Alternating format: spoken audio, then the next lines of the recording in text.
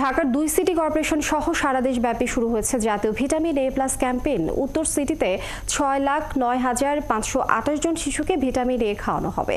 অস্থায়ী 1,851 কেন্দ্রের মাধ্যমে এই ক্যাম্পেইন চলবে 3 দিন।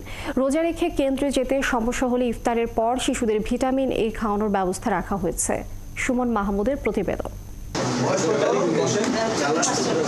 ভিটামিন এর ঘাটতি পূরণের জন্য প্রতি বছর ভিটামিন এ প্লাস ক্যাম্পেইন আয়োজন করা হয়।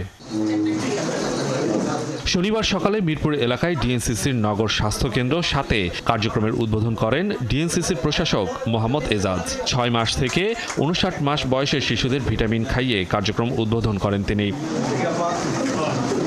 এই ক্যাম্পেইনে 6 থেকে 11 মাস বয়সী শিশুকে নীল রঙের ক্যাপসুল এবং 12 মাস থেকে 59 মাস বয়সী শিশুকে লাল রঙের ক্যাপসুল খাওয়ানো হয়। ওর যখন টিকা দিছি তখন এখান থেকে বলে দেয় যে অমুক মাস টিকা খাওয়ানো হবে। তখন আমাদের শোনা রয়েছে যে আজকের টিকার ডেটটা আছে। গভর্নমেন্ট থেকে একটা মেসেজ পাইছি যে আগামীকাল আপনার এই ক্যাপসুলের ক্যাম্পেইন চলবে 6 থেকে 5 বছর পর্যন্ত। আমার বাচ্চার বয়স 3 বছর। এসে ভালো পরিবেশ, সবচেয়ে ভালো লাগলো যে এখানে গোছানো নিট অ্যান্ড ক্লিন। অনেক সময় ভিটামিন পূরণ হয় না খাবারের মাধ্যমে, তো এই ক্যাপসুলটা খাওয়ার কিছুটা যদি ঘাটতি পূরণ হয় সেই সুবাদে আমি আসলে আমার নিজের থেকে নিয়ে আসছি। সার্বিক কার্যক্রম তদারকির জন্য কেন্দ্রীয় ও আঞ্চলিক পর্যায়ে দায়িত্ব পালন করবে ভিজিলেন্স টিম। আমাদের প্রায় 1900 সেন্টারে, নগর মাতৃসদন, নগর স্বাস্থ্য কেন্দ্র এবং ইপিআই সেন্টারগুলোতে আজ সারাদিন ব্যাপী এই ভিটামিন এ ক্যাপসুল খাওয়ানো হবে।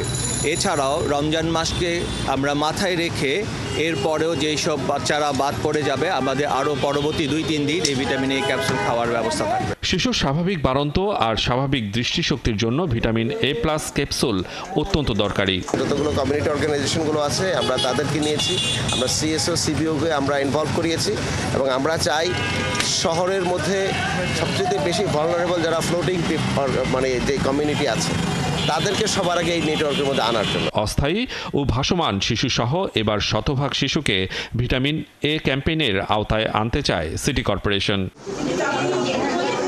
সুমন মাহমুদ, 71, ঢাকা।